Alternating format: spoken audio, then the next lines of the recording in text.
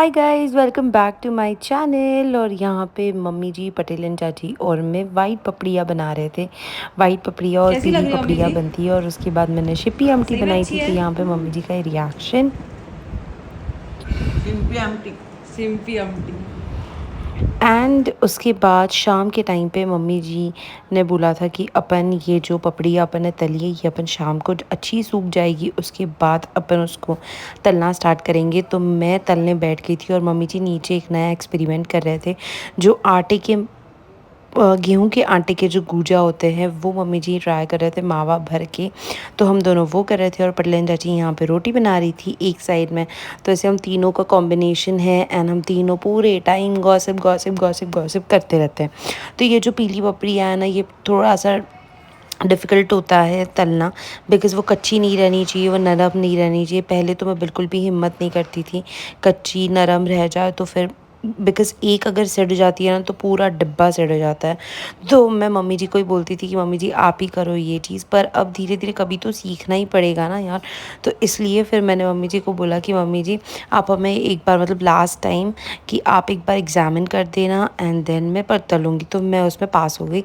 और फिर मेरा फ़ोन इतने ज़ोर से नीचे गिरा, ये जिस तरीके से, फिर मैंने पटलन चाची को बोला पटलन जी प्लीज़ उठा दो। तो पटलन चाची ने उठा दिया एंड देन पपड़िया में मैं पास हो गई। रंगत देखना अब इसके बाद कितनी अच्छी लग रही। और ये आटे के गूजा मम्मी जी यहाँ पे तल रहे। और ये देखो पीली पपड़िया जो मैंने तली है। बिकॉज़ शुरुआत में तो बिल्कुल भी एक रहता है ना, न्यू लर्नर को एक डर रहता है, बिल्कुल वैसा। और ये देखो मम्मी जी एक नया एक्सपेरिमेंट कर रहे हैं। ये आटे के गूजा थोड़े से दिखने में ऐसे सॉफ्ट सॉफ्ट लग रहे हैं वो, पर खाने में मेरे को सही में बहुत अच्छे लगे। तो इसलिए वो एंड देन उसके बाद हमारा किचन का काम हो चुका था और प्रेस से बहुत सारे कपड़े आ गए थे। तो मैंने सोचा कि चलो प्रेस का ही काम कर ले अपन। तो मैं वो कपड़े छाट रही थी। पापा जी के कुछ कपड़े थे, उसमें कुछ मेरे थे और कुछ आदित्य के थे। तो तीनों मैं यहीं छाट रही थी ताकि बस अंदर रूम में लेके जाओ और अलमारी में जमा दो। तो वो थोड़ा ईज़ी हो जाता है, बिकॉज़ यहाँ से उठाओ पूरा गट्ठा, पापा जी के भी उठा के लेके जाओ, फिर रूम में बाइफरकेट करो, फिर वहाँ से वापस पापा जी के रूम में रखो। थोड़ा-सा आलस खा जाती हूँ मैं, इसलिए मैंने सोचा कि मैं यहीं पे पूरे डिफरेंशिएट कर लूँ एंड देन मैं किचन में लेके जाऊँ। यहाँ पे देखो दिव्यता के पैर दिख रहे हैं। दिव्यता यहाँ पे लेट के बढ़िया बातें कर रही थी, मेरे को बोल रही थी मम्मा प्लीज़ मेरे साथ खेलो, मेरे साथ खेलो। बट यार कभी-कभी समझ में ही नहीं आता कि क्या खेले उसके साथ।